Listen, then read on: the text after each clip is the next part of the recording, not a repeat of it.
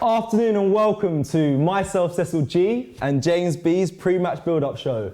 We'll be talking ahead of today's game against Leicester City, and we've got loads of things to talk about today, James, isn't that right? Yeah, yes, there's a lot to unpack here. Loads to unpack. We've got to figure out if this is a must-win game for us. I know all games are, but we're going to depict it. How to sort Arsenal's creativity problems, and how do we stop Leicester? Now, it's not really stopping Leicester, in my opinion, it's just stopping Vardy, because he's got a great record against us, as I'm sure you all know. Yeah. But yeah, make sure you guys let us know your starting 11, who you think you want to start against Leicester, and we'll read them out throughout this whole live that we're doing, and let's get straight into this. Yeah. James, talk to me. I want to know about the game against Rapid. Have you recovered? The Vienna game. Yeah, talk to me. Yeah, have I recovered? It's weird because we won, right? So like, why should we be negative about it? But I think a lot of people went into that game, I think hoping we'd see a 4-3-3 finally, that we'd finally go and have a go, maybe score a few goals, and we didn't get that. And I think that was the source of most people's, I don't say disappointment, but like apprehension to being like too optimistic about the win. Yeah. But in hindsight, which is a beautiful thing, I think we can be happy that we went to.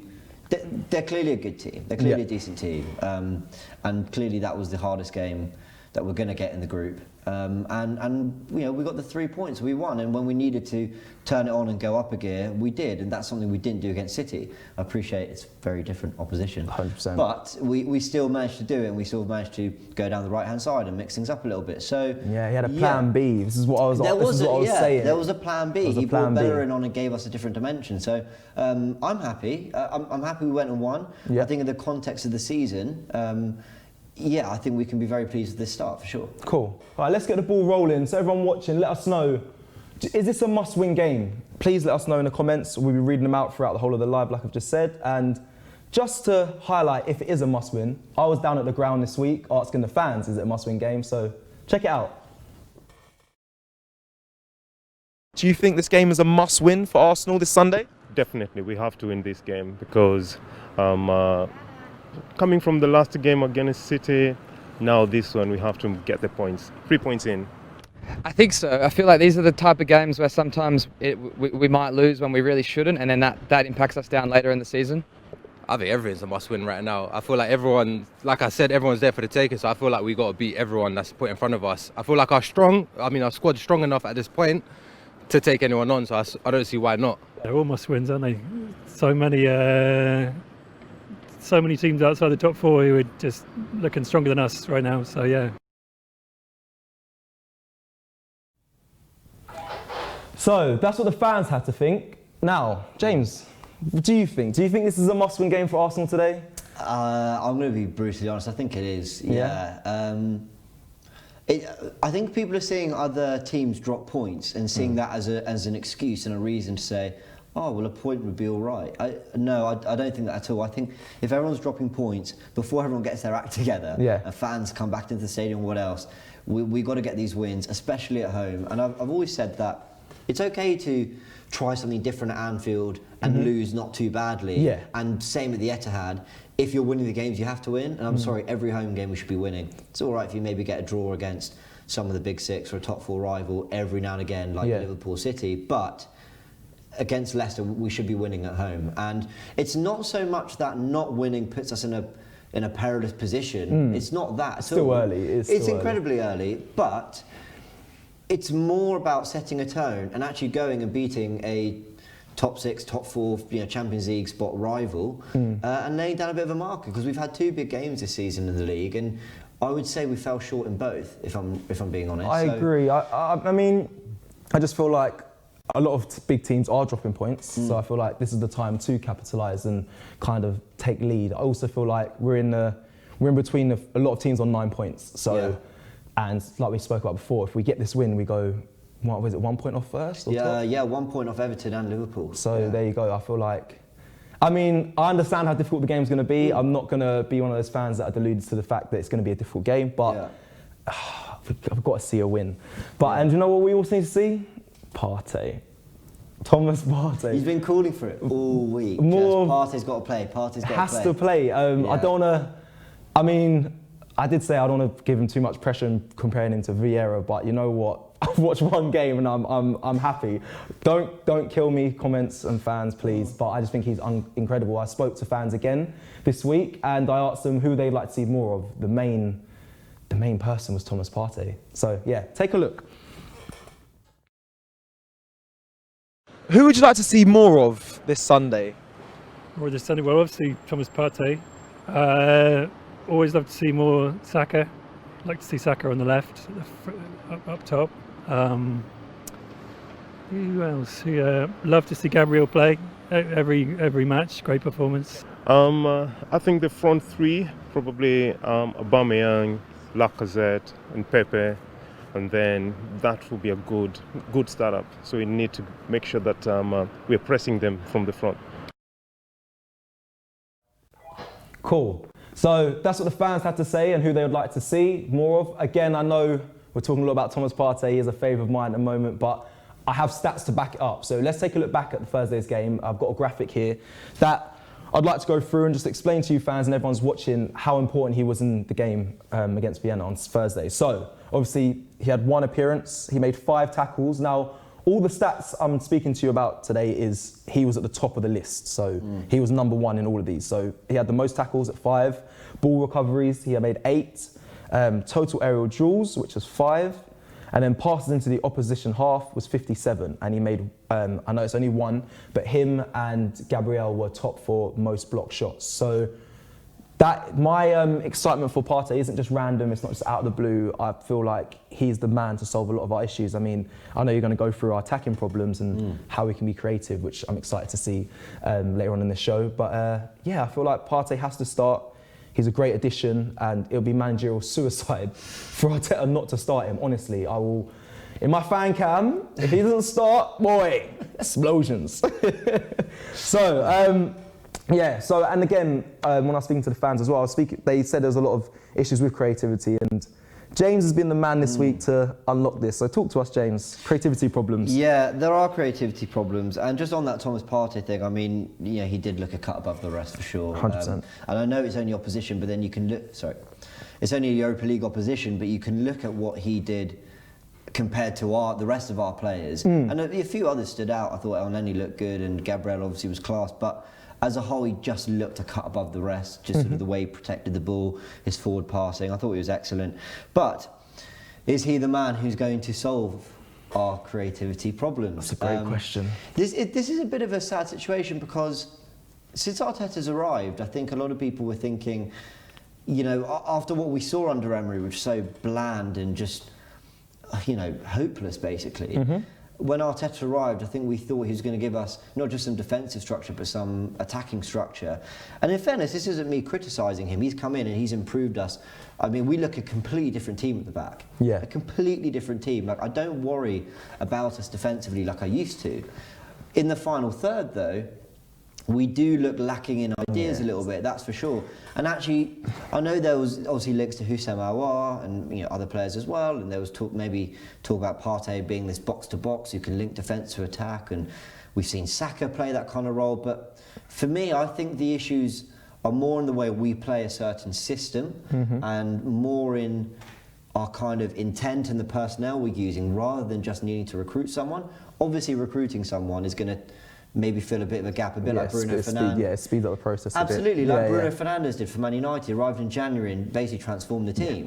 So there's definitely something in that, but I definitely think there's also more you can do. Look at Leeds. Do they have better players than us? No, but look at how Bielsa's got them playing. So I believe that if we're basically going to make a few assumptions here, which is that Mikel Arteta eventually wants to play a 4-3-3, I think we can make that assumption on the basis that when we have possession, the way Saka plays and the way Tierney moves to left back, it kind of looks like a 4-3-3 anyway. I want to look at 3 teams that play a 4-3-3.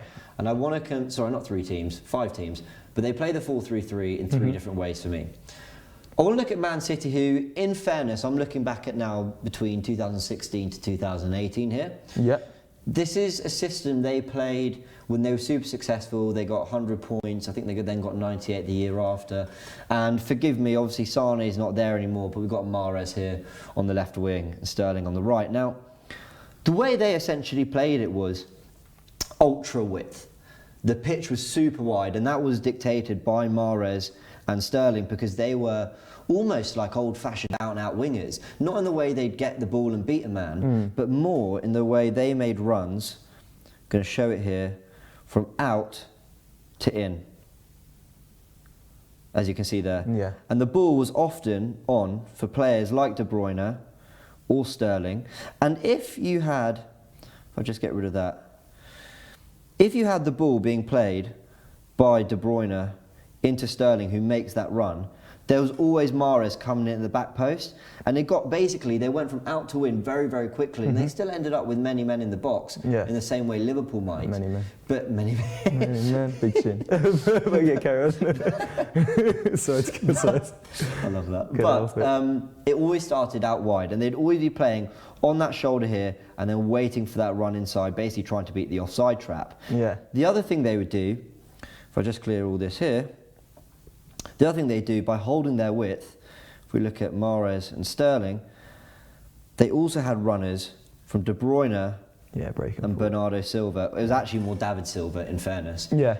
They performed that underlap function. They, what was the word I taught you the other day? The Mazzala roll. The Mazzala. And a can of Coke. I think we should make it a thing that I just mention it every single I love it. Every live stream. But what he did was, if Sterling did get the ball out wide, De Bruyne would make that run there and the cutback would still be on. So it was really difficult for defenders because they basically had runners from either out to in, or I wouldn't even call it in to out, but basically central midfielders getting incredibly high and wide, breaking the lines, that crossing option. And the amount of times they hurt teams by doing that. And often you'd then have maybe Walker, and whether it was Mendy, or actually they had Fabian Delph do that for a long time, or Zinchenko, sitting deep. Now, City is so good that they're incredibly flexible, and they play the 4-3-3 in many ways, but this is where I felt they were having the most success. Yeah. Now, I personally don't think Arsenal quite have the players to do this, but this is one way you can play the 4-3-3 for sure. The next way I want to look at... Before I move you to the next one, let's just take... Listen, I'm going to take a few comments just quickly just to break it up. So this is going to be... I'm going to just run through a few, and then we're going to get back to the different ways to play 4-3-3. So, we have Zach Badu Bates says, is the lineup out? The lineup is not out yet, but it will be, I believe, in 6:15. 6:15, and then we'll be doing a live lineup starting 11 conversation. So make sure you guys tune into that.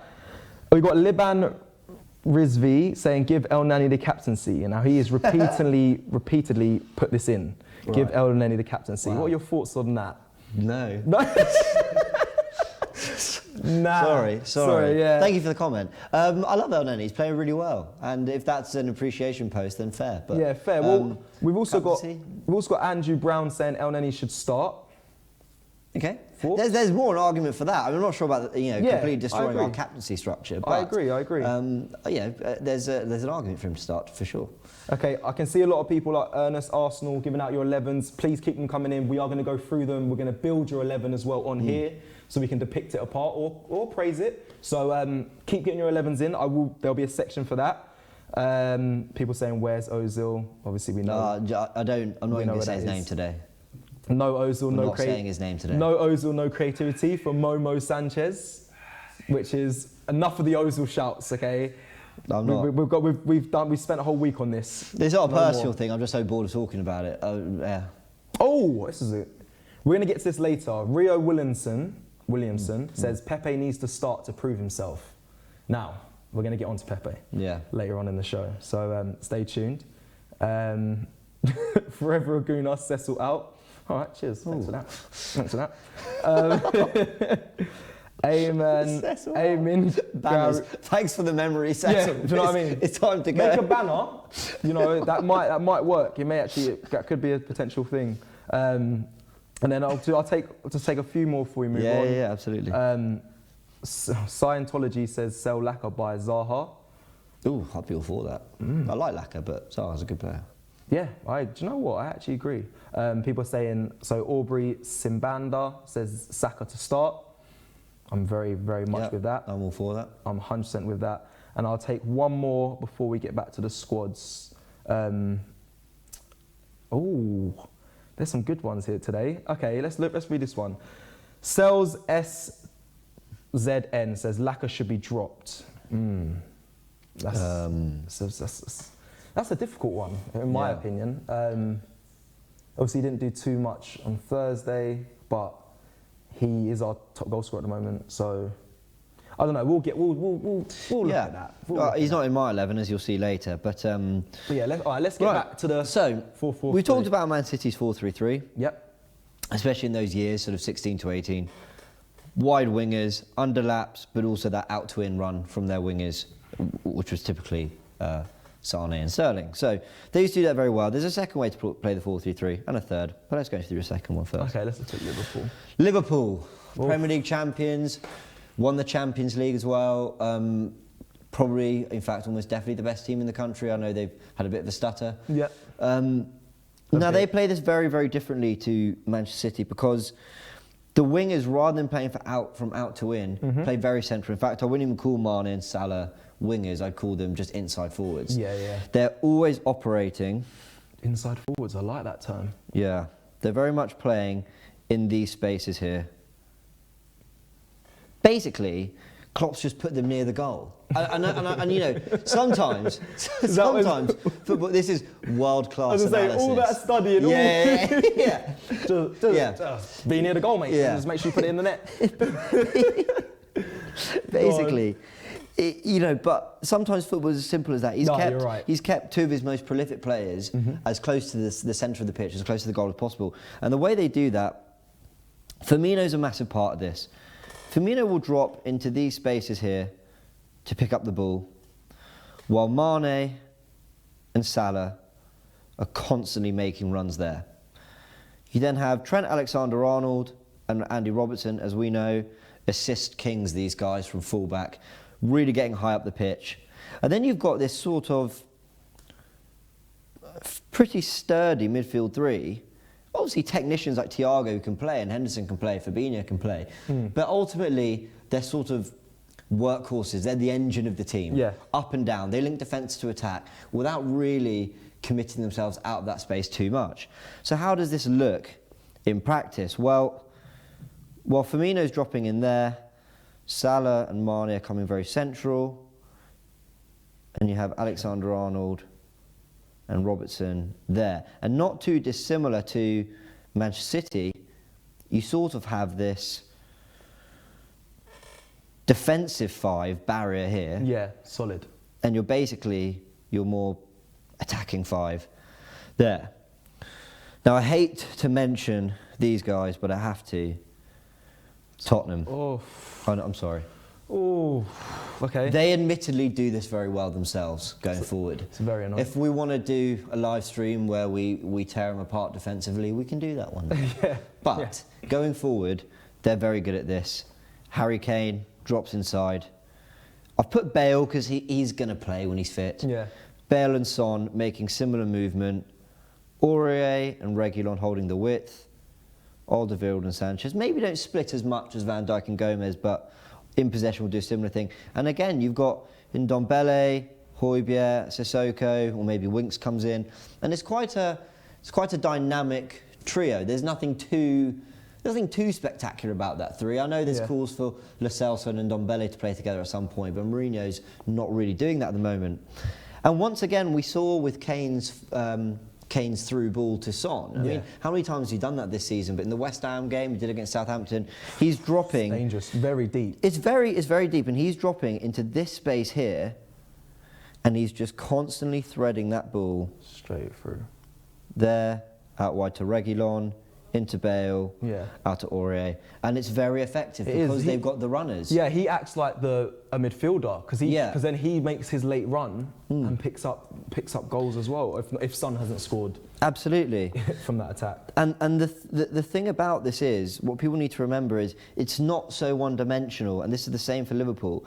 It's not so one-dimensional that, you know, if that through ball's not on, they've got nothing. Yeah. Son and Bale are very good ball carriers as well, as are Mane and Salah. So they can hug the touchline if they have to, and they can keep the ball and maybe beat a man, maybe come inside, whatever. They're very flexible with it.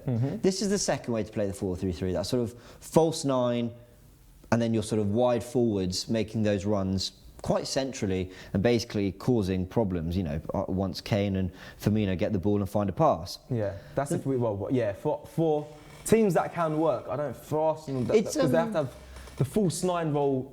I think other teams do it really well. I feel like we're I'm glad you meant. I'm really glad you mentioned that, because I'm definitely going to go on to it. But there's a third way of playing this 4-3-3, and now I'm looking at Chelsea and Leicester. So let's bring up Chelsea here. Chelsea admittedly play more of a 4-2-3-1, so I know some people are going to get irritated about that. But the idea is that if we look at these two players here, Pulisic and Ziyech. Yeah. I've included them because, again, once fit, they'll be starting. But it was Willian last season for Chelsea. Yep. They had Pedro doing it, Hazard doing it. The runs that these guys make is more central. They're always coming inside, basically, to pick up the ball. And Werner is hitting the channels, or looking to get in behind, or looking to pull wide. Yeah. So he's very much the pacing behind. Yes, he'll come get the ball and knock it off and, you know, play a little bit, but that's what he wants. He wants to be through on goal. We've seen him score a few goals doing that. Now, what that means the shape will look like is Pulisic and Ziyech coming inside, playing with Havertz. It's very narrow. Werner getting in these areas here. But once again, it's just the modern thing. Chilwell and Azpilicueta. It's probably more likely to be Reece James, admittedly. Or maybe Azpilicueta might sit deep, but they definitely want to get Chilwell forward. Definitely. Leicester do a very similar thing. And we're going to talk about them again later and how we stop them. But these players here, if I just highlight them here, Harvey Barnes and Ayoze Perez do a very, very, very similar thing. They pick up the ball here. They're trying to get into those spaces there, and when they do, they just feed in. Guess where they're passing that ball? Straight to Vardy in the chip. Straight to Vardy. They're looking to basically have him on the shoulder and play him in behind. And once again, you'll have James Justin and Castagne holding a lot of width. So you've got that five with almost three runners and two dictating. Yeah, Pratt can make an overlap, and Tielemans can make an overlap. He was involved. In the last game, he actually made some good runs going forward and caused absolutely his Europa League team problems. So and that's the thing, right? Because these systems, they're not forced and rigid. You know, you will have runners from midfield. Henderson will make a run from midfield. Sometimes Thiago get into the final third. But as a general shape, as a general base from which to attack from, this is how these teams play. Now, if I go to Arsenal, I've titled this Arsenal Problem Lineup. Now, look, forget the back four and the three. You could have Partey instead of Jackie. You could have Partey instead of Saka or Sabas or whatever. I want to highlight our front three here. Aubameyang, Lacazette and Pepe. Now, of the 3-4-3-3s that I've been talking about, we've really been playing with Lacazette, especially when we won the FA Cup, dropping in and doing that false nine Firmino role. I love Lacazette, I really do. Like, I remember him in 18-19, he's a really good, you know, he's a bit of an instinctive finisher. He actually, I think, needs a bit of freedom. He's strong and skillful enough to do other things, but mainly he's just a great instinctive striker. We've not really been asking him to do that. We've been asking him to drop into that space and basically feed the ball to Aubameyang and Pepe. Now, here's where I'm going to be admittedly quite critical of these three players. I'm not here to tear them a new one. I'm here to basically offer what I believe is my opinion and a solution to how we can get the best out of these three, or another three, or whatever it might be. Let's start with Lacazette. I don't believe he's mobile enough to play that false nine role, to get the ball and turn, to have that killer pass the way Kane and Roberto Firmino do. I don't think he's frankly good enough as a false nine. Do you think he's strong enough even to hold up the ball? No, I do. I'll give him credit. I think he can hold up the ball and bring players in. But if you look at Kane and Firmino, it's not just holding the ball up and being strong. It's getting into little pockets and not having to turn. Basically, the ball comes, they let it roll and they play it immediately. There's no time. You go from defence to attack in an instant. I don't think Lacazette can do that. But the other two don't get off easy. I was going to say. Aubameyang, he's a runner for me. I said this in the last live stream. He's a runner. If you put the ball in behind, I've got no doubt he's going to kill it. He's going to get in and score. He's also a bit like Lacazette, very instinctive in the box. He knows where to find space and score. I don't believe, like I said, Son and Mane do, I don't believe he's as effective when he gets the ball on the touchline and needs to make something happen. He's not that type of player for me. He's totally a runner to get the ball into those spaces here. But as we saw with Man City, they completely nulled that by basically having a back three and having some pace. So there was nothing for Aubameyang to feed off. And if I'm looking at Pepe, and I know you want to talk about him in a second, so this will be a good entry for that. Here we go. If I look at Pepe, the reality is he probably could and should fit in to the 4-3-3 the way we've spoken about Liverpool and Tottenham doing it. Yeah. But he's just completely lacking form. Yeah. You know, Yeah. let's go on. What are your thoughts? I just with Pepe, I was always the one defending him. I think when people were saying, look how much money you've spent for him and he's not produced anything, I said, give him time. He needs he needs a bit more time. But now I feel like I've given him the time. The Europa League was kind of the nail in the coffin for me, obviously. Oh, really? Nail in the coffin? I mean, he may even start today, and we might see something completely different. But I just the stats back up my point. He was terrible against Europa League in the Europa League game. He didn't really create anything. He took too many touches, which I'm normally a fan of. But if you take too many touches, you've got to be able to beat the man and deliver the ball in the box. And he wasn't doing that. Even like we had the runners in the box, so he just wasn't putting the ball in there, and he was, like I said, taking too many touches. So I'm being disappointed in Pepe, and I feel like it's an area that we're kind of lacking in. I know we've got Willian, but I'm just disappointed on that side at the moment. Yeah, no, I mean, and I don't want to bring up the price tag because, God, I sound really harsh. Even if he'd come for 30 million, I'd be a bit disappointed with what we've got. Like, Pepe has quality, and look, let's get this out there. He's had some really, really good games for Arsenal over his year and a bit that he's been here. I thought he was excellent in the cup games, and fair play to him, because that's when it really mattered, and he turned up. So fair play to him there. I totally take the point that I don't think he's had much service. Everything goes down the left, so I don't think he's been given much help. However, that doesn't mean he shouldn't be doing a bit more when he gets the ball. And I, like you, maybe not quite as much as you, you feel, sounds like you're done with him. But he can claw it back, but I'm just, now, he's got to do a lot today if he's in the starting 11. Or he's got to do more. And what he did against Sheffield United, that goal, when he just took it and he ran and just slotted it in, like, that is Pepe at his best. That's what I want to see more of him do. And I appreciate that. That's easy when you're running and there's space in front of you. And he's going to be crowded out. And I get all these things. And I'm not writing Pepe off whatsoever. I've just been disappointed with him. And the reason part of the reason why the front three, the way Arteta set it up, isn't working is simply because Pepe isn't delivering. You know, and Aubameyang too in some ways. But we don't look for Aubameyang to do the. That's the point. We don't expect Aubameyang to do that and crossing it in. Like that's not what. I don't want that from him, and I don't like you said. I don't expect it from him. And I think if he was on the touchline and beating the winger and putting it in, the people that are in the box, I don't think they would be putting it away for us in my opinion as well. So what I expect from Pepe, it hasn't happened, so that's why I'm disappointed. I agree. Different for Aubameyang, and he does normally deliver. There was so much criticism for Arteta when he played Willian in the false nine. Yes. And look, I agree with every fan. It didn't work, but I understood why he did it, because Willian is more mobile on the turn. Willian does have a better pass. Willian does have better vision. Yeah. I understand what he was trying to do. It just didn't work. But look, we'll talk in a second about what 11 I'd go for, having taken all this into account. Should we do a few comments? Let's do some comments, because it's been ringing off. Right, so we've got a super chat from Aaron Scott. Thank you very much, Aaron. He says 2-0 Arsenal. Aubameyang and Partey, debut goal for Partey. So that would be amazing. Absolute dream. I would love to see that. So thank you for that comment. I'm just going to scroll down now. We've got loads flying in. So we've got what we've got? Ryan Warren, Aubameyang up front, Saka on the left. I wouldn't be angry at that. I want to see Saka in a more attacking role. I think him playing as a fullback, it's just not his. He does it well. He definitely does it well. I'm not taking nothing away from the kid. You know me. I'm a big fan of him. He does his defensive duties well, and he gets forward well. But I think he needs to be higher up the field, because we've gone through a bit of our creativity problems. But he can maybe unlock a lot of the issues. Let's see what we got. So, oh wow, these comments are going crazy. Okay, so we've got a lot of starting 11s. Like I said, keep bringing them in, because we're going to be reading them out throughout the whole of the show, and we're going to build them for you. Someone's official T1 says we're going to win the Prem in 4 years. I hope so. I hope before then as well. Hopefully. I also hope before then, but someone offered it to me in 4 years, I take it. Here's an interesting question. TM Kanu, yeah, says, what about 4-4? No, 4. That doesn't even work. What about 4-2-2? I think it means 4-4-2.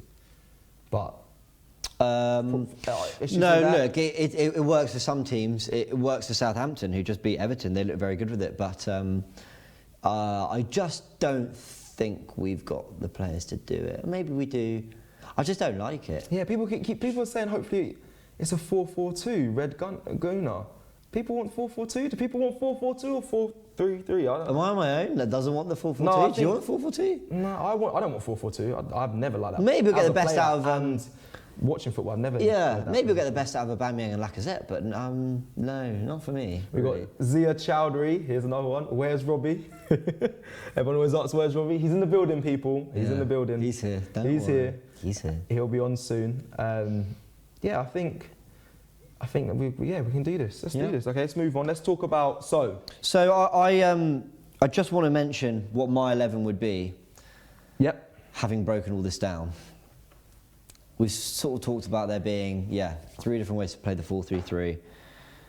And having looked at all the other teams and the way they do it, and sort of looking at what we've got in our squad, I'll just let people take a look at this. This is the 11. Is this your starting 11? This is my starting 11. This is what you think. This is the 11 play. I'd like to play. Okay. Now, the inspiration from this has actually been the way Leicester and Chelsea played their 4-3-3, or their front three mainly. I think Aubameyang has done brilliantly down the left, and he scored goals. I know Arteta the other day said, well, he's scoring goals down the left, so why change it? And I totally take that, I completely take that point.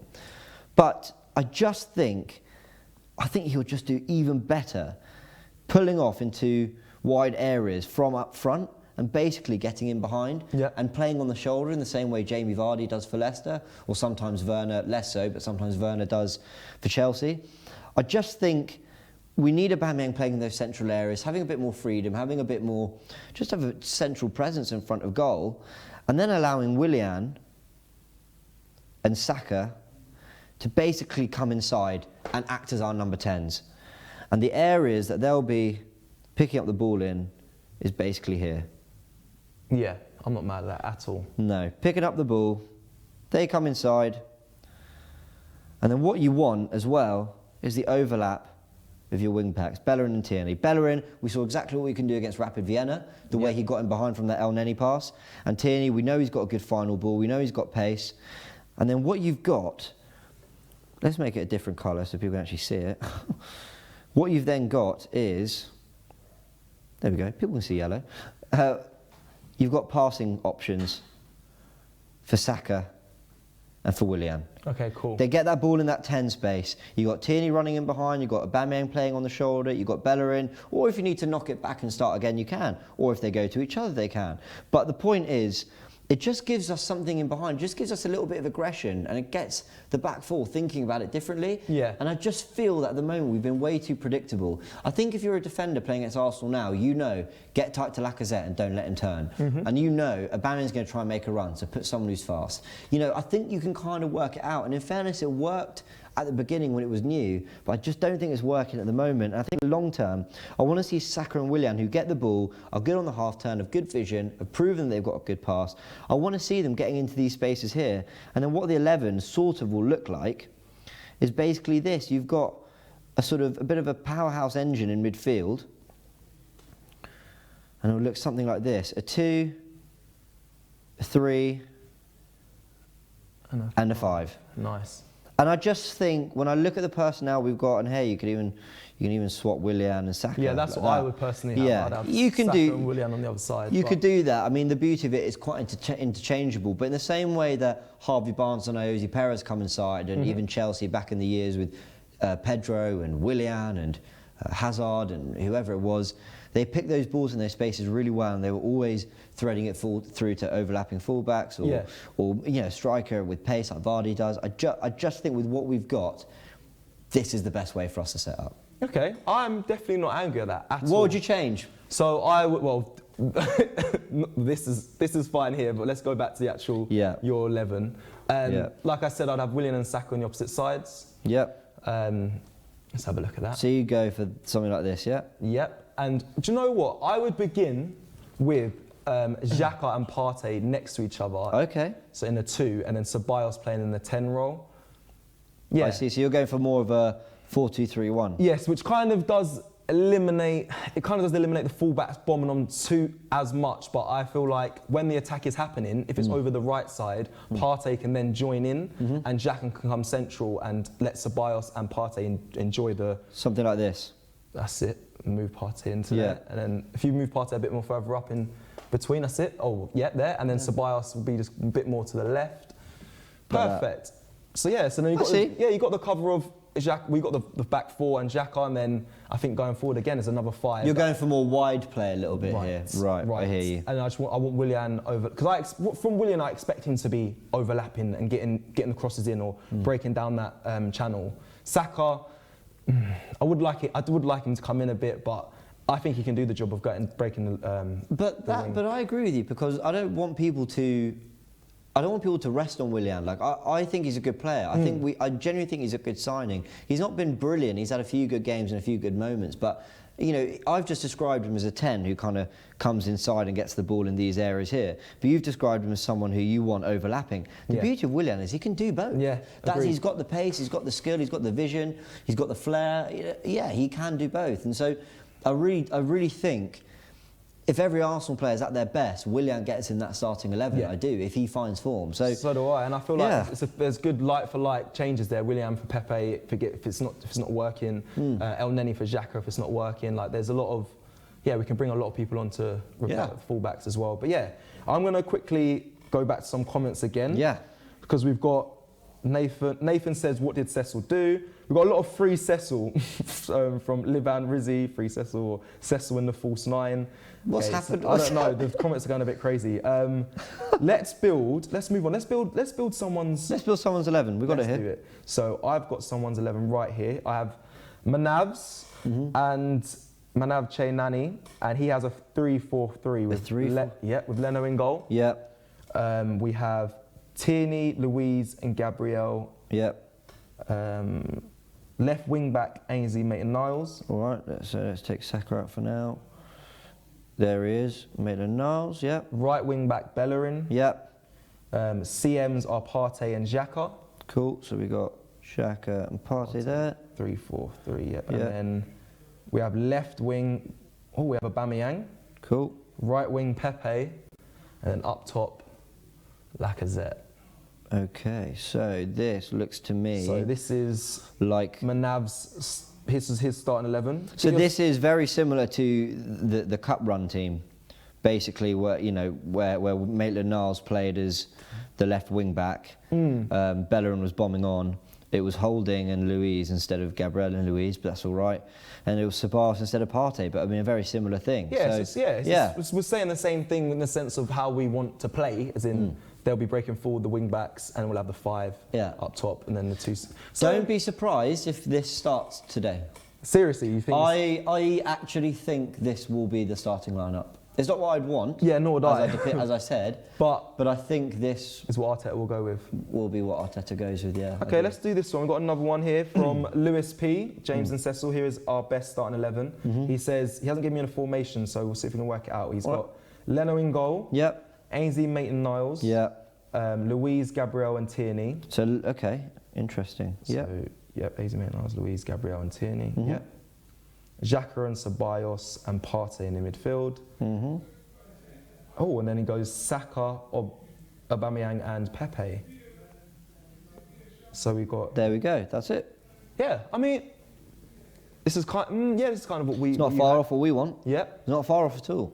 Maitland-Niles a right back. I mean, Maitland-Niles is a separate conversation in himself, but he's not playing as much recently. We don't really know why, but Bellerin's looked good. But no, that's a good team. Okay, we'll go for 2 more, because one of them is a 4-4-2. Okay, go on. Let's do the 4-4-2. Let's do this. So we got Kangaroo. He put Leno in goal. Ainsley Maitland-Niles, Gabriel, Louise, and Tierney. Cool. And then we've got Pepe. Partey, Ceballos, and Saka. And then Laka and Oba up top on a 4-4-2. This is very old school 4-4-2. I quite like it. Do you know what? On paper, on paper, Yeah, I know. When you put it out there, it looks there I quite. was. It doesn't look too bad. There I but- was slagging off the 4-4-2. Yeah, but same. look, this formation would get the best out of, you know who I'm going to say, these two. Yeah, For yeah, sure. yeah, definitely. Especially with Lacazette having a bit more experience now, holding up the play, and Aubameyang can get in behind. Yeah. Yeah. And their partnership of Lacazette and Aubameyang, I think they actually probably want to play together. But you know, we'll do one more before we close off. We have Alpha Ari 4-3-3. Sorry James, to make you do all this and change it. 4-3-3. He's got Leno in goal. Cool. We've got Gabriel, Luiz, Tierney, and Bellerin. Bellerin, Luiz, Gabriel, Tierney. Yeah, cool. Yep. So Bellerin in. Bellerin in. Yeah, sorry. No worries. Yep. Xhaka, Ceballos. Oh, and Partey. Cool. Yeah, this is a 4-3-3. Yeah. Perfect, lovely. And then we got Pepe, Aubameyang, and Lacazette. Just move. So no Saka. No, he enough. hasn't got Saka in his team. Okay. Fair enough. Interesting. All right. Yeah, whoa. There you go. Thanks for Okay. sending those in, guys. Yeah. We enjoy building these and getting, people's opinions on them. But that shows that we do have flexibility in the team. Like, that's kind of why I like doing this as well and hearing from people, because nothing we put out there was unreasonable or implausible. Like, I could see those all happening. I could, even a 4-4-2 maybe, if things aren't happening for us. Yeah. That might be the way Big to go. stretch. But I wouldn't want it, but I could see it. So, Yeah, they all have their benefits and they all have their problems, I suppose, in today's game. So, right, well, I think that's it from us today. yeah. Anything else? Yeah, cool. So, well, that's it. That's a wrap for the show of mine and James's build-up show. Stay tuned for the live watch-along and the starting 11 watch-along. And make sure you tune in every week to our build-up show, because we basically break down your 11, our 11, and we'll give you the best talking points of the day. Cool. We out.